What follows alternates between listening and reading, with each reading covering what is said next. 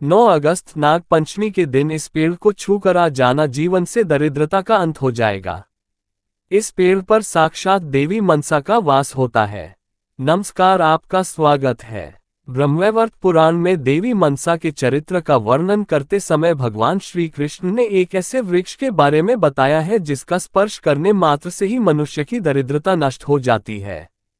देवी मनसा नाग माता है, समस्त नागों की देवी है, उन्हें प्राणों में विषहरी कहा गया है। नाग पंचमी का दिन देवी मनसा को अत्यंत प्रिय है। इस दिन जो भी मनुष्य इस एक वृक्ष के केवल स्पर्श कर लेता है तो उसके दुखों का नाश हो जाता है। इस पेड़ पर साक्षात देवी मनसा का ही वास है।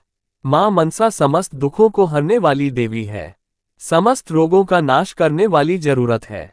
भगवान धन्वंतरी ने मां मनसा को यह वचन दिया है, जो भी जातक मनसा देवी की पूजा करेगा उसे धन संपत्ति की प्राप्ति होगी और उसके रोगों का नाश होगा। दोस्तों, उस चमत्कारी पेड़ के बारे में जानने से पहले आपको नागमाता मनसा के बारे में अवश्य जान लेना चाहिए। भगवान नारायण ने नारद जी को मनसा देवी का चरित्र सुनाया है। भगवान नारायण कहते हैं, लक्ष्मी के अंश से प्रकट हुई ऋषि कश्यप और देवी कद्र से उत्पन्न हुई कन्या, यह मनसा देवी है। यह मन से उदी हुई है, इसलिए इन्हें मनसा देवी के नाम से जाना जाता है। इनके पति का नाम जरूरत है, इसलिए इन्हें जरूरत प्रिया भी कहा जाता है।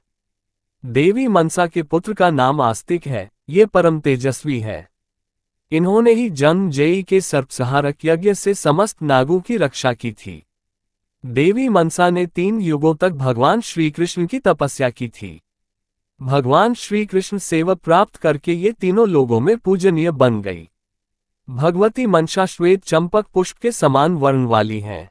इनका विग्रह रत्नमय आभूषणों से विभूषित है। अग्निशुद्ध वस्त्र इनके शरीर की शोभा बढ़ाते हैं। इन्होंने सर्पों का यज्ञोपवित्र धारण किया है। ये देवी सिद्ध पुरुषों की अधिष्ठात्री देवी है।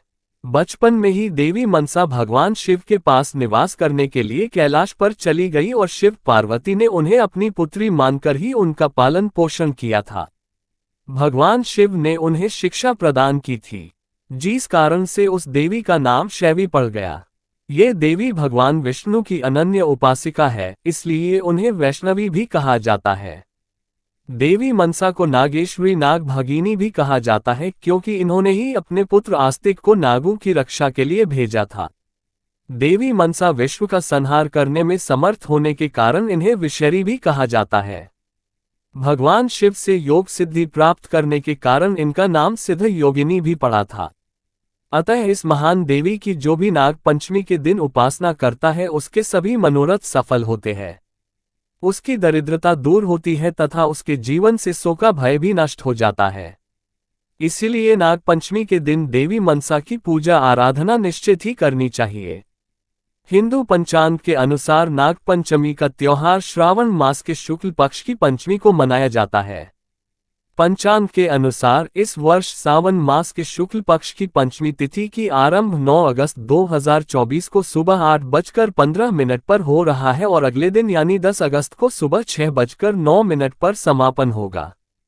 इसलिए उदयातिथि के अनुसार 9 अगस्त को नाग पंचमी मनाया जाएगा। इस दिन पूजा का विशेष मुहूर्त दोपहर 12:13 पर शुरू होगा और दोपहर 1 बजे समाप्त होगा। इस दिन प्रदोष काल में नाग देवता की पूजा का बड़ा महत्व है। 9 अगस्त को शाम 6:33 से रात 8 PM तक नाग देवता की पूजा के लिए सबसे उत्तम मुहूर्त रहेगा। दोस्तों, नाग पंचमी के 8 देव माने गए हैं।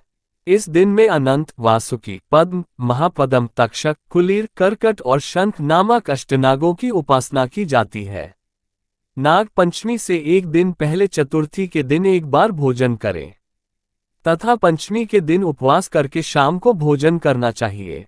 पूजा करने के लिए नाग का चित्र या मिट्टी की सर्प मूर्ति को लकड़ी की चौकी के ऊपर स्थान दिया जाता है। फिर हल्दी, रोली, चावल और फूल चढ़ाकर नाग देवता की पूजा की जाती है। उसके बाद कच्चा दूध, घी, चीनी मिलाकर लकड़ी के पट्टे पर बैठे सर्प देवता को अर्पित किया जाता है। पूजन करने के बाद सर्प देवता की आरती उतारी जाती है। सुविधा की दृष्टि से किसी सपेरे को कुछ दक्षिणा देकर ये दूध सर्प को पिला सकते हैं। पंचमी के दिन द्वार के दोनों ओर गोबर से नागों की आकृति बनानी चाहिए। पंचमी को कुश का नाग बनाकर गंध, पुष्पा आदि से उनका पूजन करें। दूध, घी, जल से स्नान कराए। दूध में पके हुए गेहूं और विविध नैवेद्यों का भोग लगाए। इस पंचमी को नाग की पूजा करने से वासु की आंधी नाग संतुष्ट होते हैं और वह पुरुष नागलोक में जाकर बहुत काल तक सुख का भोग करता है। इस प्रकार नियमानुसार जो पंचमी को नागों का पूजन करता है वह शारीरिक और मानसिक कष्टों से मुक्त होता है। उसे धन धान्य की प्राप्ति होती है और मृत्यु के पश्चात वह श्रेष्ठ विमान में बैठकर नागलोक को जाता है। पंचमी तिथि को नागों का पूजन करके इस मंत्र का उच्चारण करना चाहिए, ओम गुरुकुल फट स्वाहा। इस मंत्र के उच्चारण से जीवन से शोक का भय समाप्त होता है। जिस स्थान पर यह मंत्र बोला जाता है उस स्थान पर नाग कभी नहीं आते हैं और कभी कष्ट नहीं देते हैं, ऐसा वचन समस्त नागों ने दिया है। पंचमी के दिन नागों की पूजा के साथ ही देवी मनसा की पूजा भी करनी चाहिए। देवी मनसा की मिट्टी की प्रतिमा अथवा उनकी तस्वीर के सामने उनकी पूजा करनी चाहिए। इसके अलावा नाग पंचमी के दिन देवी मनसा के इस मंत्र का उच्चारण भी करना चाहिए, ओम ह्रीं श्रीं क्लीं ऐं मनसा देवी व्यस्वाह। जिसे इस मंत्र की सिद्धि प्राप्त हो गई वह धरातल पर सिद्ध है, उसके लिए विष भी अमृत के समान हो जाता है। यही आप जान लेते हैं वह कौन सा पेड़ है जिसका स्पर्श करने मात्र से ही देवी मनसा प्रसन्न हो जाती है। ब्रह्मवैवर्त पुराण में भगवान विष्णु ने मनसा देवी के चरित्र का वर्णन करते समय देवी मनसा को प्रसन्न करने के उपाय बताए हैं। देवी मनसा को गुड़ का पेड़ अत्यंत प्रिय है। श्रावण शुक्ल पंचमी के दिन इस वृक्ष पर देवी मनसा का आह्वान करने से देवी मनसा जल्दी प्रसन्न होती है। गुड़ा के पेड़ को कपास कहा जाता है, इसीलिए नागपंचमी के दिन कपास के पौधे को स्पर्श जरूर करना चाहिए। इस दिन जिस स्थान पर भी कपास का पौधा हो उस स्थान पर जाकर उस पौधे को स्पर्श करके देवी मनसा का स्मरण करना चाहिए और हो सके तो देवी मनसा के मंत्र का उच्चारण करना चाहिए। इसके अलावा इस दिन अगर आप कपास के पौधे की पूजा करते हैं और उसे जल चढ़ाते हैं तो देवी मनसा जल्दी ही प्रसन्न हो जाती है। इस दिन आप कपास के पौधे को थोड़ा सा कच्चा दूध भी चढ़ा दे और देवी मनसा से प्रार्थना करें। आपकी जो भी इच्छा है वह निश्चित ही पूर्ण हो जाएगी। आपकी दरिद्रता को भी माता दूर कर देती है। आपके जीवन में अगर किसी भी प्रकार का दोष है, कष्ट है, वह भी समाप्त हो जाते हैं। बस नाग पंचमी के दिन किसी भी समय पर कपास के पौधे को स्पर्श कर लेना। इस पौधे पर मां मनसा का वास हमेशा रहता है। ध्यान रहे दोस्तों, इस दिन कपास के पौधे को नहीं तोड़ना चाहिए और न ही उसे कष्ट देना चाहिए, माता क्रोधित हो जाती है। नाग पंचमी के दिन जमीन को खोदना अथवा हल चलाना भी वर्जित बताया गया है। इससे मां मनसा क्रोधित हो जाती है। इससे जमीन के अंदर छिपे हुए सर्पों को कष्ट हो सकता है अथवा जो नाग भूमि में निवास कर रहे होते हैं उनका घर भी टूट सकता है। नाग पंचमी के दिन कभी किसी सर्प के प्राण नहीं लेने चाहिए, ऐसा करने से महापाप लगता है। नाग पंचमी को नागों को ठंडा दूध चढ़ाना चाहिए क्योंकि इसी दिन नाग को भयंकर यज्ञ से अग्निदाह सहन करना पड़ा था।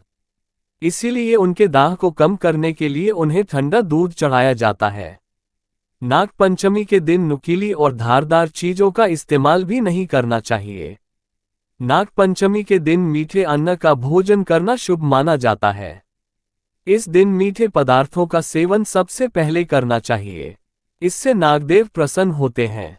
तो दोस्तों, इस प्रकार से आप नाग पंचमी के दिन देवी मनसा की पूजा जरूर करें। उम्मीद है आपको ये जानकारी अच्छी लगी होगी। वीडियो को लाइक जरूर करें और कमेंट में जय देवी मनसा जरूर लिखें। साथ ही चैनल को सब्सक्राइब करें। आप सभी का धन्यवाद।